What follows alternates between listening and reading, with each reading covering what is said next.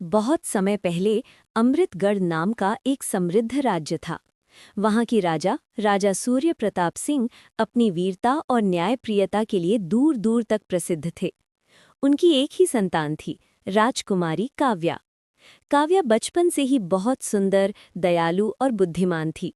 वो महल की ऊंची दीवारों से बाहर झांककर अक्सर आम लोगों की जिंदगी देखती और सोचती, एक दिन मैं अपने राज्य को और बेहतर बनाऊंगी। एक दिन राजा शिकार के लिए घने जंगल में गए। अचानक एक भयानक शेर ने उन पर हमला कर दिया। उसी समय वहां से गुजर रहा एक युवक अर्जुन, जो एक साधारण सैनिक का बेटा था, अपनी जान की परवाह किए बिना राजा के सामने खड़ा हो गया। उसने अपनी तलवार से शेर का सामना किया और राजा की जान बचा ली। राजा भावुक हो उठे।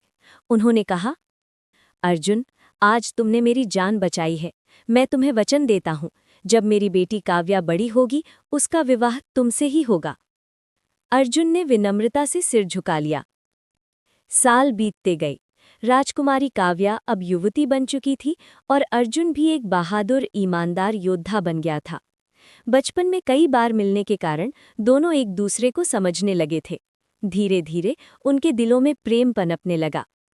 अब काव्या के लिए दूर दूर के राज्यों से बड़े बड़े राजकुमारों के प्रस्ताव आने लगे। मंत्रियों ने राजा को समझाया, महाराज, एक सैनिक के बेटे से शादी राज्य की प्रतिष्ठा के खिलाफ होगी। धीरे धीरे राजा का मन बदल गया। एक दिन अर्जुन के पिता ने दरबार में आकर कहा, महाराज, आपने जो वचन दिया था। राजा ने कठोर स्वर में कहा, वो तो एक भावुक क्षण था। राजकुमारी का विवाह किसी राजकुमार से ही होगा। ये सुनकर अर्जुन और उसके पिता का दिल टूट गया।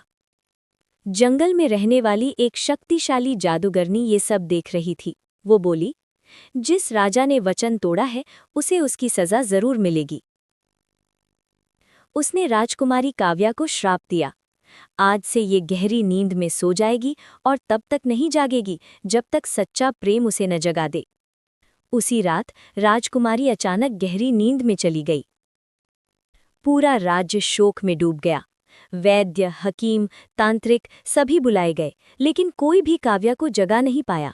राजा अब पछताने लगे, काश मैंने अपना वचन नहीं तोड़ा होता। एक दिन एक साधु महल में आया और बोला, राजकुमारी को केवल वही जगा सकता है जिसका प्रेम सच्चा और निस्वार्थ हो। राजा समझ गए वो अर्जुन ही है। अर्जुन को जब ये खबर मिली, वो तुरंत निकल पड़ा। रास्ता आसान नहीं था। घना अंधेरा जंगल, भयानक जंगली जानवर, जादुई भ्रम और तूफान।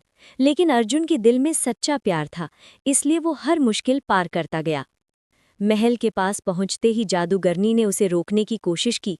उसने भूत प्रेत भेजे, डरावनी आवाजें पैदा की, लेकिन अर्जुन नहीं डरा। वो बोला, सच्चा प्यार किसी डर से नहीं हारता। उसकी हिम्मत देखकर जादूगरनी का जादू कमजोर पड़ गया। अर्जुन राजकुमारी के पास पहुंचा। उसने धीरे से उसका हाथ थामा और कहा, काव्या, मैं तुम्हें लेने आया हूं।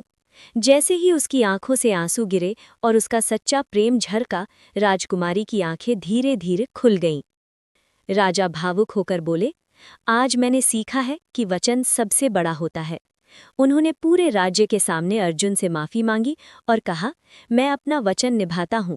फिर बड़े धूमधाम से काव्या और अर्जुन की शादी हुई। सीख, वचन कभी नहीं तोड़ना चाहिए। सच्चा प्यार हर मुश्किल को हरा देता है।